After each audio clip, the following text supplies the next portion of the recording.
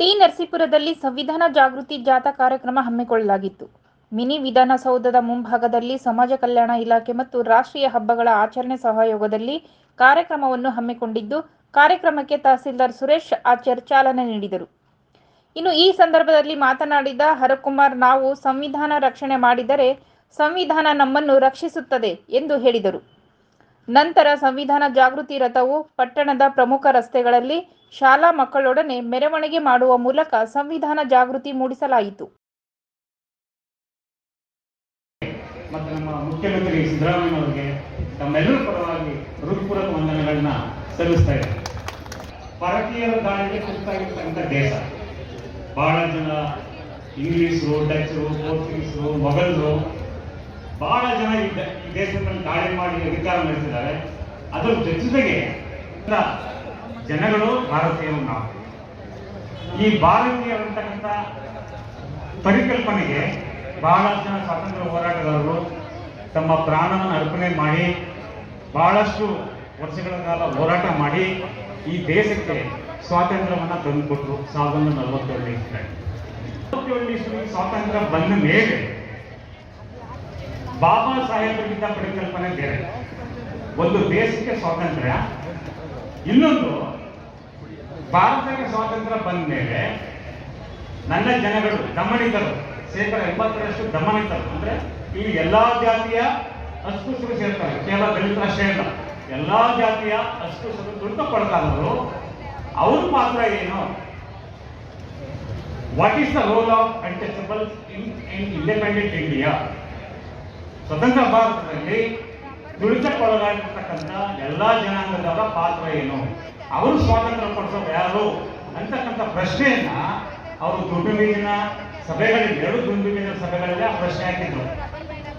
ಆ ಪ್ರಶ್ನೆಗೆ ಅನುಸಾರವಾಗಿ ರಚನೆಯಾದಂಥ ಸಂವಿಧಾನ ಕರಡು ರಚನಾ ಸಮಿತಿ, ಅಲ್ಲಿ 7 ಜನ ಸದಸ್ಯರನ್ನ ನಾಮಕರಣ ಮಾಡ್ತಾರೆ. ಆ ಅಸೆಂಬ್ಲಿಗೆ ಬೇರೆ ಬೇರೆ ಭಾಗಗಳಿಂದ ಆಯ್ಕೆಯಾಗಿ ಬಂದಂಥ 7 ಜನ ಸದಸ್ಯರು ಎಲ್ಲ ಸೇರಿ ಅಂದಿನ ನಾಯಕರುಗಳು ಡಾಕ್ಟರ್ ಬಿ.ಆರ್. ಅಂಬೇಡ್ಕರ್ ಅವರನ್ನ ಸಂವಿಧಾನ ಕರಡು ರಚನಾ ಸಮಿತಿಯ ಅಧ್ಯಕ್ಷರನ್ನಾಗಿ ಮಾಡ್ತಾರೆ. ಅಂಬೇಡ್ಕರ್ ಅವರನ್ನ ಹೊರತುಪಡಿಸಿ ಬೇರೆ ಬೇರೆಯವರೆಲ್ಲ ಏನ್ ಮಾಡೋದು, ಬೇರೆ ಬೇರೆ ನೆಪಗಳನ್ನ ಒಡ್ಡಿ ವೈಯಕ್ತಿಕ ಸಮಸ್ಯೆಗಳನ್ನ ಮುಂದಿಟ್ಟು ಎಲ್ಲರೂ ತಮ್ಮ ಜವಾಬ್ದಾರಿಯಿಂದ ತಪ್ಪಿಸ್ಕೊತಾರೆ. ಆದ್ರೆ ಅಂಬೇಡ್ಕರ್ ಅವರು ಜವಾಬ್ದಾರಿಯಿಂದ ತಪ್ಪಿಸ್ಕೊಳಕ್ ಆಗಿರಲಿಲ್ಲ. ಯಾಕಂತಂದ್ರೆ ಅವರಿಗೆ ಬೇರೆ ರೀತಿಯ ಜವಾಬ್ದಾರಿಗಳಿತ್ತು. ಅವ್ರ ಪ್ರಶ್ನೆ ಇದ್ದಿದ್ದೇನೆಂದ್ರೆ, ಸ್ವತಂತ್ರ ಭಾರತದಲ್ಲಿ ಅಸ್ಪೃಶ್ಯ ಸಮುದಾಯಗಳ ಪಾತ್ರ, ಅವರ ಭವಿಷ್ಯ, ಆ ಭವಿಷ್ಯವನ್ನು ಗಮನದಲ್ಲಿ ಇಟ್ಕೊಂಡು ತಾವೇ ಜವಾಬ್ದಾರಿಯನ್ನು ತಮ್ಮ ಹೆಗಲ ಮೇಲೆ ಇಟ್ಕೊಂಡು 2 ವರ್ಷ 11 ತಿಂಗಳು 17 ದಿವಸ ಸತತವಾಗಿ ಶ್ರಮಪಟ್ಟು ವಿಶ್ವದ ಎಲ್ಲ ಸಂವಿಧಾನಗಳನ್ನು ಅಭ್ಯಾಸ ಮಾಡಿ ನಮ್ಮ ಭಾರತಕ್ಕೆ ಯಾವ ರೀತಿಯ ಸಂವಿಧಾನ ಸೂಕ್ತ ಅಂತಕ್ಕಂಥದ್ದನ್ನ ಅವರು 2 ವರ್ಷ 11 ತಿಂಗಳು 15 ದಿವಸ ಶ್ರಮಪಟ್ಟು 60 ರಾತ್ರಿ ನಿರ್ಣಯ ಮಾಡಿದ್ರೆ ಈ ಭವಿಷ್ಯವನ್ನು ನಮಗೆ ರೂಪಿಸ್ಕೊಟ್ಟು ಹೋಗಿದ್ದಾರೆ. ಅವರು ಬರೆದಂಥ ಸಂವಿಧಾನ ಇಡೀ ವಿಶ್ವದಲ್ಲೇ ವೈಶಿಷ್ಟ್ಯತೆಯನ್ನು ಪಡೆದಿದೆ. ಬಹಳಷ್ಟು ಒಂದು ರಸ್ತೆ ನಾಮಫಲಕ ಹಾಕಿ ಗಲಾಟೆ ಮಾಡ್ತಕ್ಕಂಥದ್ದು ಅವಶ್ಯಕತೆ ಇಲ್ಲ. ನಾವು ನಮ್ಮ ಮಕ್ಕಳನ್ನ ಹೆಚ್ಚು ಹೆಚ್ಚು ಓದಿಸೋದ್ರ ಮೂಲಕ, ಹೆಚ್ಚು ಹೆಚ್ಚು ವೈಜ್ಞಾನಿಕ ಚಿಂತನೆಗೆ ಹಚ್ಚೋದ್ರ ಮೂಲಕ ನಾವು ಈ ಜಗತ್ತನ್ನ, ಈ ರಾಷ್ಟ್ರವನ್ನ ಬಹಳ ಮಾದರಿಯನ್ನಾಗಿ ಮಾಡ್ತಕ್ಕಂಥ ಎಲ್ಲ ಅವಕಾಶಗಳು ನಮ್ಮ ಮುಂದೆ ಇದೆ. ಹಾಗಾಗಿ ಅದಕ್ಕೆ ಅಂಬೇಡ್ಕರ್ ಅವರು ಹೇಳ್ತಾ ಇದ್ರು, ಓದು ಓದು ಓದು. ಯಾಕೆಂದ್ರೆ ಶತ್ರುಗಳು ಎದುರಲು ನಿನ್ನ ನಿದ್ದೆಗೆ, ಆದರೆ ನಿನ್ನೆಲ್ಲ ಇರ್ತಕ್ಕಂಥ ಆಸ್ತಿಗೆ, ಸಂಪತ್ತಿಗೆ, ಯುದ್ಧ ಮದ್ದು ಗುಂಡುಗಳಿಗೆ ಯಾರೂ ಇರಲ್ಲ. ಯಾಕಂದ್ರೆ ಅಂಬೇಡ್ಕರ್ ಅವ್ರನ್ನ ಯಾರು ಬೇಕಾದ್ರೂ ಅವತ್ತು ಬಹಳ ಸುಲಭವಾಗಿ ಕೊಲೆ ಮಾಡಬಹುದಾಗಿತ್ತು, ಮುಗಿಸ್ಬಿಡ್ಬೋದಾಗಿತ್ತು.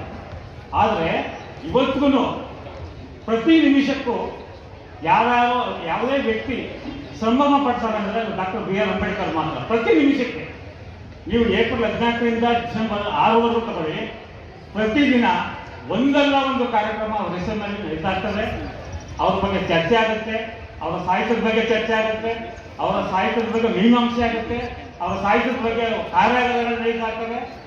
ಯಾವುದಾದ್ರೂ ಒಂದು ಕಾರ್ಯಕ್ರಮ ನಡೀತಾ ಇರ್ತದೆ. ಅದಕ್ಕೆ ಹೇಳ್ತಾ ಇರೋದು, ಜಗತ್ತಿನಲ್ಲಿ ಪ್ರತಿ ನಿಮಿಷಕ್ಕೂ ನೆನಪಿಸ್ತಕ್ಕಂಥ ವ್ಯಕ್ತಿ ಯಾರಾದರೂ ಇದುವರೆಗೂ ಬದುಕಿದ್ದಾರೆ ಅಂದರೆ ಅದು ಡಾಕ್ಟರ್ ಬಿ.ಆರ್. ಅಂಬೇಡ್ಕರ್ ಅವರು ಮಾತ್ರ, ಮತ್ತು ಅವರ ಸಂವಿಧಾನ ಮಾತ್ರ ಅಂತ